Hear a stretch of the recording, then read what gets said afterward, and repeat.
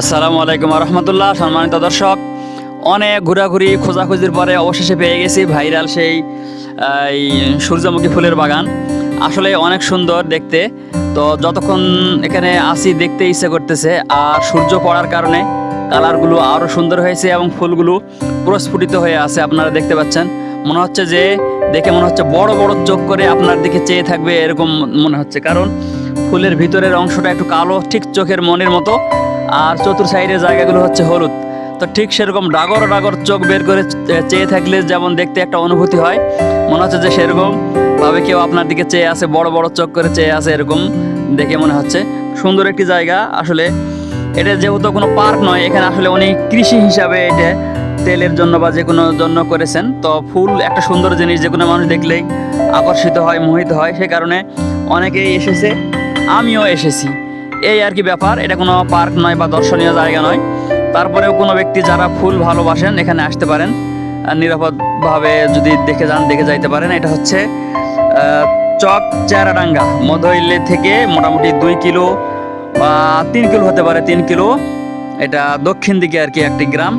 গোয়াল গ্রামের যে গেট আছে, মাদ্রাসার গেট, সেই গ্রামকে ফলো করে আসলে পাকা রাস্তা দিয়ে আসবেন, এবং গোয়ালগ্রাম মসজিদে যাওয়ার আগেই ডান দিকে একটা চিকন একটা মেঠো পথ এগিয়ে গেছে। সেই পথ দিয়ে নামলেই আপনারা এই বাগানটি দেখতে পাবেন। এই বাগানটি তৈরি করেছে মেহেদি ভাই নামে একজন ব্যক্তি। উনি ক্যামেরার সামনে আসতে চাচ্ছেন না, শরম করতেছেন, বলতেছেন না আমি একটু ক্যামেরা অ্যাভয়েড করতেছি।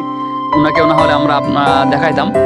তো এই আর কি, অনেক সুন্দর একটি জায়গা। এখানে এসে আবার রোকসানা পারভিন নামে এক কন্টেন্ট ব্লগার, ওনাকেও পেয়ে গেছিলাম। তো সবাই মিলে ভালোই লাগলো। ইনশাল্লাহ পথে আসার সময় একটা গাড়ি দুর্ঘটনা হয়েছে, সেটার ভিডিও করেছি। সুন্দর একটা মসজিদ পেয়েছিলাম, সেটার ভিডিও করেছি, সেগুলো দেখবেন। আবার একটা ব্যক্তি প্রবাসী সুন্দর করে বিল্ডিং বাসা তৈরি করেছে, দোতলা, আকর্ষণীয় রংচং দিয়ে, সেটারও ভিডিও করেছি। ইনশাল্লাহ সবগুলো পর্যায়ক্রমে আমরা আপলোড করব। দেখবেন, সঙ্গে থাকবেন, লাইক কমেন্ট করে উৎসাহ দেবেন। ধন্যবাদ। আসসালামু আলাইকুম। তো দর্শক, এই যে আমরা যে ভিডিও করতে এসেছি, এখানে এক ভাইকে পেয়েছি, ওনার আমরা একটু সাক্ষাৎকার নেব। আসসালামু আলাইকুম। ওয়ালাইকুম সালাম। কেমন আছেন আপনি? আছি ভাই, আলহামদুলিল্লাহ। আপনার নামটা কি? জাহাঙ্গীর আলম বাবলু। জাহাঙ্গীর আলম বাবলু। তো এই যে এখানে যে আপনাদের ফুলের বাগান, এটা তো সাধারণ কৃষি হিসাবে করেছেন আপনারা। জি জি। তো তারপরেও এখানে যে এত দর্শনার্থী আসতেছেন, তো বিষয়টা আপনাদের কাছে কেমন লাগে? না, ভালো লাগে, খুবই ভালো লাগে।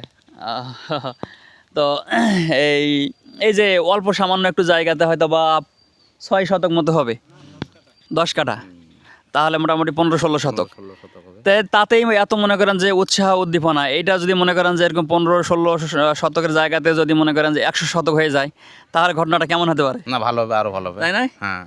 এটাতে শুধু এখন মানে সাপাহার প্রতিনিধিতলার মধ্যে সীমাবদ্ধ আছে, কিন্তু তখন দেখা যাবে হয়তো বা রাজশাহী, নওগাঁ, দিনাজপুর, এরকম অনেক জায়গাতে বেড়ে যাবে আর কি। সম্মানিত দর্শক, যারা উদ্যোক্তা আছেন, যাদের জমি আছে, তারা এই কাজটি করতে পারেন। এখানে যে শুধু দর্শনার্থী আসবে বিষয়টা এরকম নয়। দর্শনার্থীর সঙ্গে সঙ্গে আপনি এখান থেকে তেল পাবেন, তাই না? তেল পাবেন, হ্যাঁ। তেলটা ভালো, অনেক উপকারী তেল, দামি তেল। আর ফুল যারা ভালোবাসেন তারা ফুল তো ফ্রিতে পাবেনই।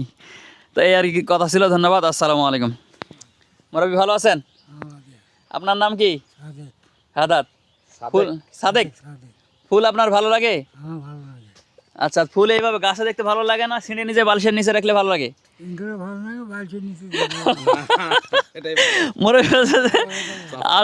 মুরব্বি কিন্তু সত্য কথাটাই বলছে, যেটা সত্য কথা। যদি আবার ফুল ছিঁড়া ঠিক নয়, কিন্তু মন চাই যে একটা ফুল নিয়ে যায় বাড়িতে রাখে দেবো। তো ধন্যবাদ দর্শক। আসসালামু আলাইকুম। আমাদের মেহেদির ভাই পাশেই আছেন, কিন্তু উনি ক্যামেরার সামনে আসতে চাচ্ছেন না। তো জোরাজুরি করার দরকার নাই। আমাদের মুসাফির আমাদের এই পেজটির সঙ্গে থাকবেন। ধন্যবাদ। আসসালামু আলাইকুম।